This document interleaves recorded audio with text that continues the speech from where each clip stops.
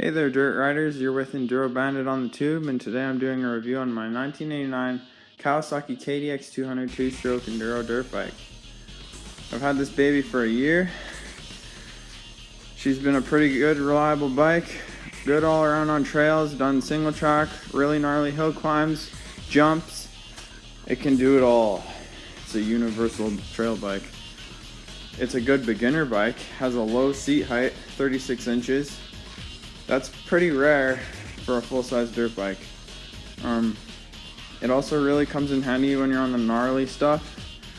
Usually on single track and stuff like that, the really tight stuff where you want to be touching the ground and you're moving slow, but it's really tricky to balance the bike sometimes. So that's a huge plus, as a lot of you enduro riders will know. I did a few upgrades on the bike, including the headlight, handlebars, grips, got the suspension service front and back, air filter. So altogether, this is a pretty popular bike, and overall opinion, apparently the 200 is the most popular, most sought after of the three. There's the 200, 220, and 250, and the 200 apparently is the best trail bike. I can assume the 250 would be better at a bit more wide open stuff. It's a bit heavier. I don't know much details about that because I haven't had one. But anyway, I'll try and cover as much as possible on this thing. I'll start at the front. It's got disc brakes front and back. Never had a problem with that. The front one doesn't grab unexpectedly, so you won't end up flying over the handlebars. I haven't had to do any maintenance on them. So moving on, the forks, good. I may as well cover the whole suspension anyway. So overall the suspension is great. It can tackle jumps. I wouldn't recommend doing jumps where you catch more than a meter of air, really. I've done a few like that. It can handle them, but I wouldn't recommend much over a meter of air. Because the bike suspension just isn't set up for that, and it's kind of a heavy bike for that. So yeah, not like many people that ride KDXs will be doing that anyway. Has enough power to be popping wheelies. Starting at the front wheel, one gripe I have is that it doesn't seem to stick to the ground very well on corners. Like it's not as grippy as a lot of dirt bikes. You'll be coming into the corner hot, and sometimes it just won't make good traction and you'll slide a bit. So that can be dangerous if you're a pretty hardcore rider.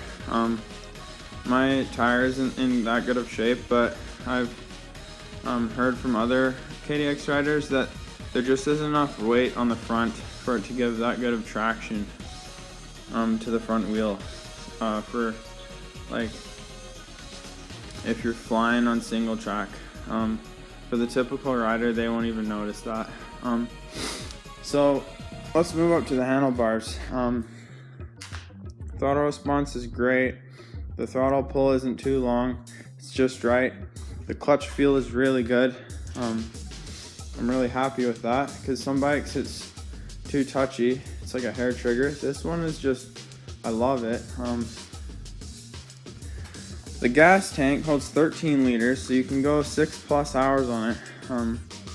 You wouldn't want to fill it up all the way unless if you're going on like cross country or anything, because it can really offset the balance of the bike. That is a ton of weight, 13 liters. So if you're just doing like normal dirt biking with the MX boys or whatever on trails, then their gas tanks are way smaller anyway, so you may as well only carry like a third of the gas that it can hold, and it'll bring your weight down way more. The sound of the engine, which is kind of a big deal to me, it's not like that great of a sounding engine compared to most two-strokes. It doesn't have that snappy crackle noise. It has more of like a whine to it, but that's pretty much how all KDXs are. If you've heard them, you know the sound. The lugging ability is unbelievable for a 200. It's got tractor gears, so it can lug like nothing else. I feel like it revs out pretty quick compared to most engines, but it's probably the gearing. The gearing is really tight on this bike for what I'm used to, and when I'm on single track, I feel like I want to be shifting between second and third a lot, like so much that I wish it was just one gear. And third gear is probably my recommended gear for like mountain single track where I ride. Overall, this bike tops out pretty quick for a 6-speed 200 because it's geared really tight, but you could really fix the whole gearing issue if it's too tight for you by putting in a smaller sprocket. It has a fairly large sprocket in the back. But yeah, anyway, if you need more high speed stuff for like wide open terrain, you can definitely fix it with that. So that's not too big of an issue. What else? So the exhaust I'm pretty happy with. I would recommend upgrading the muffler to like an FMF or something. It'll make it sound better too. So another complaint I have is the shift lever is a bit too close to the bike and a bit too close to the foot peg for my preference, and it's not grippy enough. So I'd recommend upgrading it if you can. And because my foot ends up slipping off it a lot when I'm trying to shift up, if you keep your foot really tight up against the bike, then that really helps.